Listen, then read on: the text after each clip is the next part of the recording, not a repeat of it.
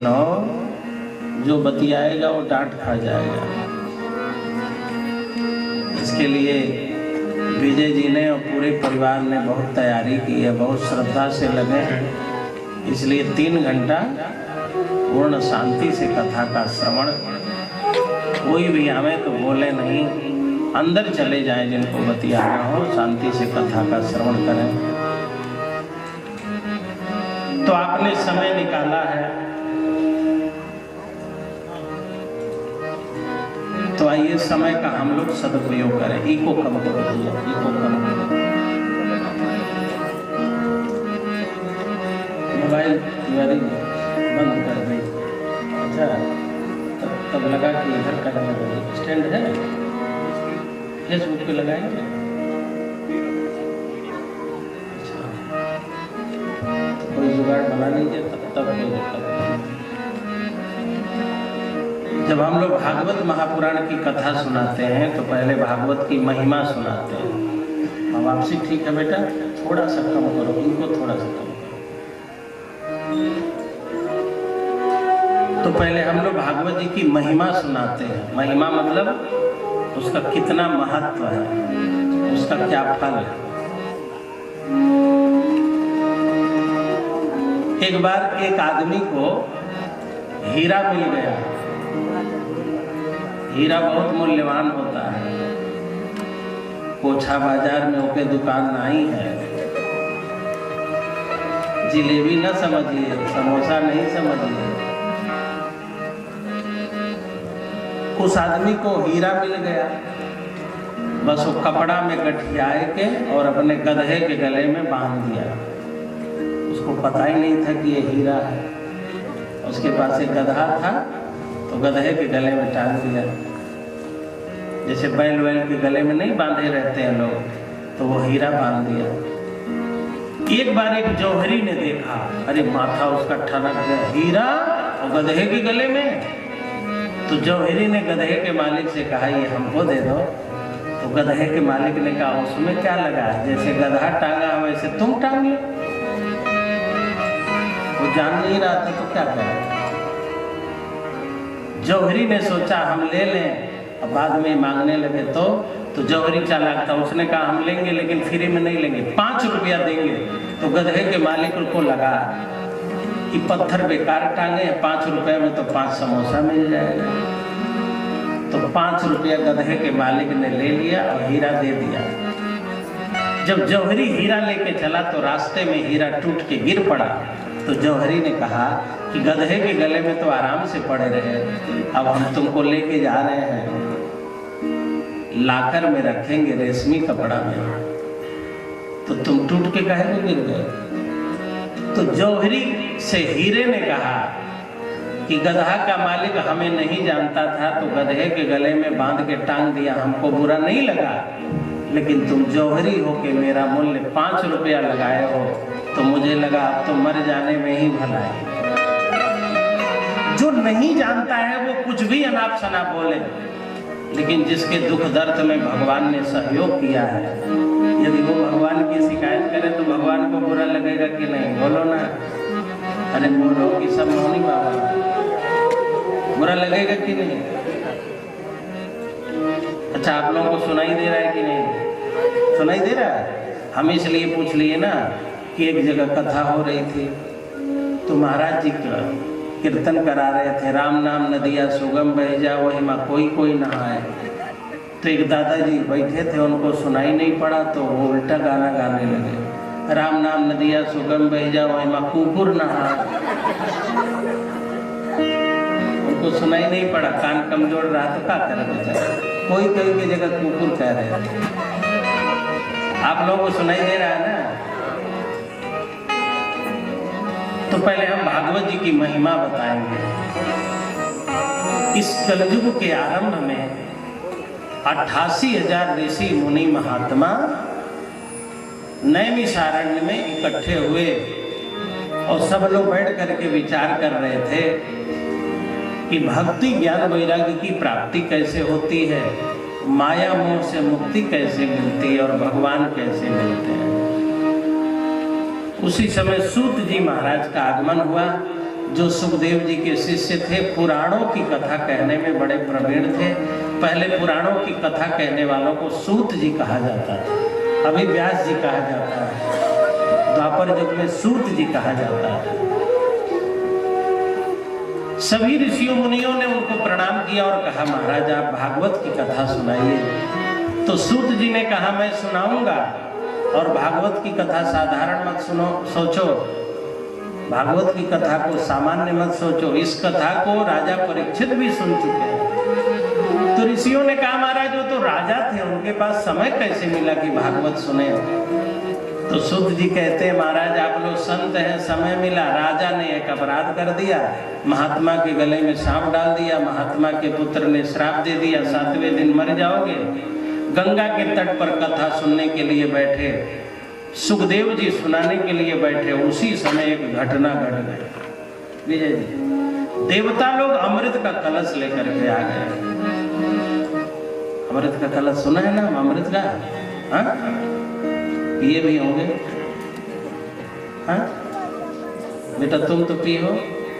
एक जगह हम पूछे अमृत जानती हो, तो एक बेटी उठ के बोली हाँ महाराज जी, गर्मिया में 3 महीना वही सब तो हम लोग पीते हैं। हमने कहा ठीक ही कह रही हो। हमने कहा नाम तो कहा पेप्सी, कोका कोला, लिम्का, हमने कहा कलयुग का वही अमृत है। लेकिन अमृत वो नहीं है, अमृत तो वो है जिसके लिए भगवान के 3 अवतार हो चुके हैं। रावण के लिए 1 अवतार और कंस के लिए 1 अवतार, और अमृत के लिए धनतेरस को धन्वंतरी भगवान अमृत लेके प्रकट हुए। एक मंथन हो रहा था और मंदराचल पर्वत धंसता जा रहा था, तो कच्छप बन के भगवान आए 2, और जब दैत्य लोग अमृत लेके भाग गए, दैत्यों से लेके देवताओं को पिलाने के लिए भगवान मोहिनी बन गया है 3, और 3 अवतार तो केवल अमृत के लिए हुए। तो उस अमृत को कोका कोला मान लिया जाए। अमृत का घड़ा 4 जगह रख दिया गया, तो आज भी कुंभ के मेले लगते हैं, प्रयाग में, उज्जैन में, नासिक में और हरिद्वार। अमृत के लिए देवासुर संग्राम हो चुका है, जो पी लेता अमर हो जाता, मरता ही नहीं है। वही देवता लोग लेके आए। अच्छा मान लीजिए परीक्षित जी के सामने अमृत लेके देवता लोग आए, और अभी आप लोग बैठे हैं कथा सुनने के लिए, और मान लो देवता लोग अमृत लेके यहाँ भी आ जाएं, तो सच बताओ अमृत आप लोग पियोगे कि कथा सुनोगे? ईमानदारी से बताओ विजय जी। अमृत की कथा, अमृत माता जी बोला देवता लोग अभी अमृत लेके आ जाए तो अमृत पियबू की कथा सुनबू? तो कथवा छोड़ के अबे तो बतियावत रहे। अभी कथा चल रही है, मोबाइल की घंटी बज जाए तो आप मोबाइल रिसीव करेंगे कि कथा? सही सही बोले भागवत जी के सामने, नहीं तो 7 दिन है, कहीं कथा के बीच में बतियाए माई, तो भागवत जी कहीं बहुत कुटम मस्करा। साहब अभी स्पेशल चाय मिलने लगे, पेड़ा रसगुल्ला बटने लगे, तो आधे लोग छोड़ के चल देंगे कि कथा कौन सुने, चलो रसगुल्ला खाया जाए। मान सम्मान आदर मिलता है तो कौन कथा सुनेगा? वो तो कोई प्रेमी होगा वो कथा सुनेगा, आप लोग जैसे। प्रेमी होगा, मोबाइल नहीं उठाएगा, नहीं बतियाएगा, इधर उधर ध्यान नहीं देगा, वो कथा सुनेगा। देवता लोग अमृत लेके आए, परीक्षित जी से कहने लगे परीक्षित जी अमृत पी लो, अमर हो जाओगे, तुम्हें सांप डस लेगा तब भी नहीं मरोगे। परीक्षित जी पीने जा रहे थे, तब तक उनके गुरु सुखदेव जी ने हाथ पकड़ लिया, और यही गुरु की जरूरत पड़ती है विजय। शिष्य इतना समर्थ नहीं होता है कि क्या ग्रहण करना है क्या छोड़ देना है, उसके पास इतनी समझ नहीं होती। 2 मार्ग है, भोग का मार्ग और भक्ति का मार्ग। भोग के मार्ग पर चलना है कि भक्ति के मार्ग पर चलना है? रावण भोग के मार्ग पर चला, मनु शत्रुपा भक्ति के मार्ग पर चले, हिरण्यकश्यप भोग के मार्ग पर चला, प्रहलाद जी भक्ति के मार्ग पर चले। आप किस मार्ग को चुनना चाहते हैं? कथा का मार्ग भक्ति का मार्ग है, और भक्ति के मार्ग में साधना है। 3 घंटा ऐसे बैठे रहना है, केवल भगवान की बात सुनना है, कुछ सोचना नहीं है। तो जब आप भगवान की बात सुनोगी तो भगवान आपकी बात सुनेंगे। क्यों? ये तो नियम है। आप किसी की बात सुनोगे, मानोगे तो आपकी बात मानेगा, और आप उसकी नहीं सुनोगे तो वो भी आपकी नहीं सुनेगा। दुख दर्द में हम लोग किसको पुकारते हैं? उन्हीं को ना। तो वो भी ठेंगा दिखा देते हैं, जब हमारा कथवा नहीं सुने तो हम काहे तो हाथ सुनेंगे। इसलिए उनकी सुनो, वो आपकी सुनेगा, उसकी नहीं सुनोगे आपकी नहीं सुनेगा। और उनकी जरूरत पड़ती है कि नहीं माताओं? यही गुरु की जरूरत पड़ती है। सुखदेव जी न होते तो परीक्षित जी अमृत पी लेते, अमर हो जाते, लेकिन भागवत न सुनते तो आज आप लोग कैसे?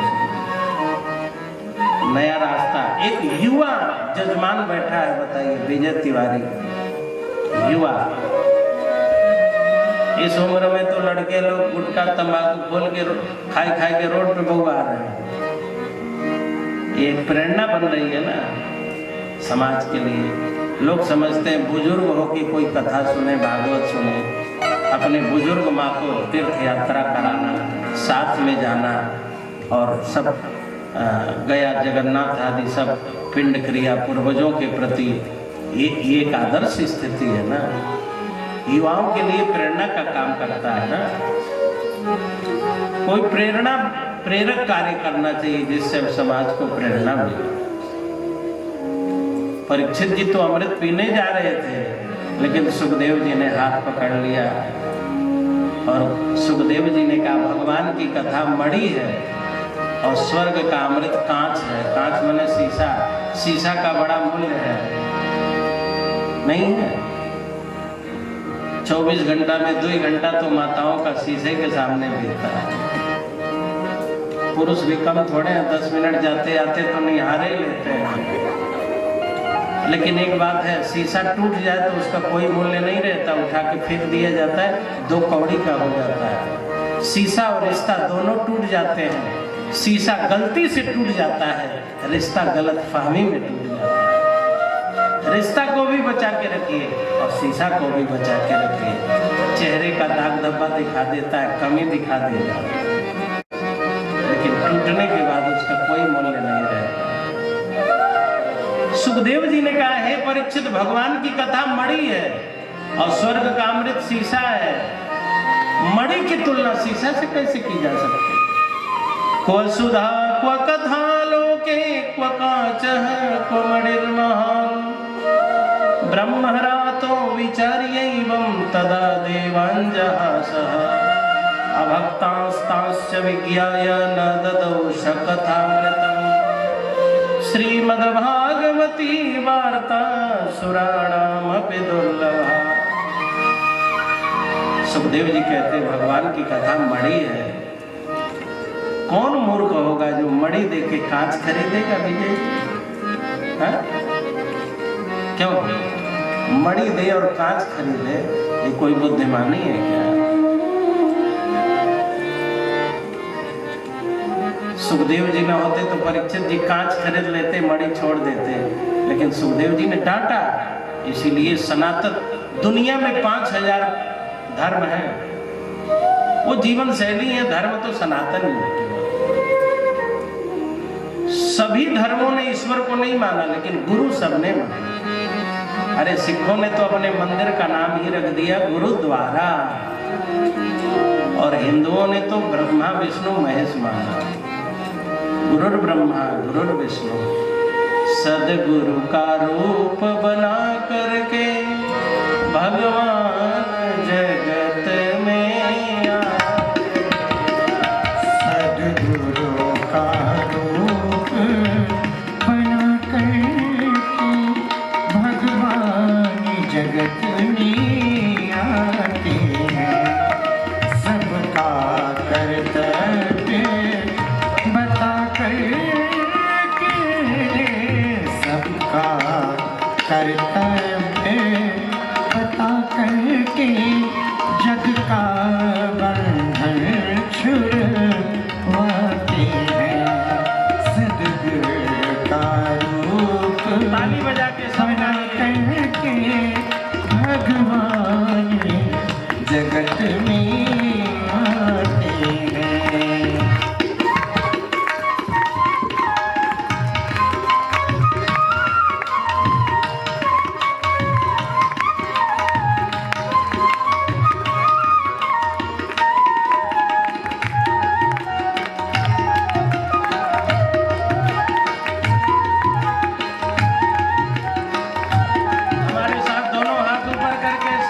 राधे। नहीं जिसका कोई सहारा हो, सहारा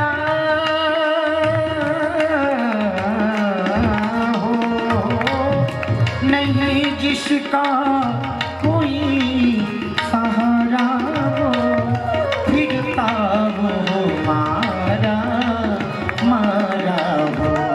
हरि नाम को जिसने बिसारा हो, हरि नाम को जिसने बिसारा हो, उसको धीरे बढ़ाते हैं सद्गुरु का रूप बना करके।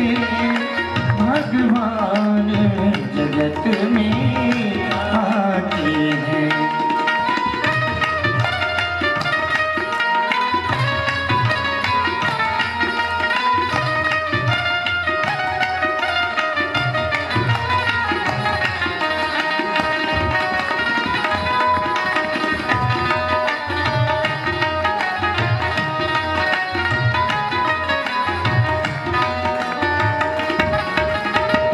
ओ निज धर्म कर्म से गिरा भी हो, गिरा भी,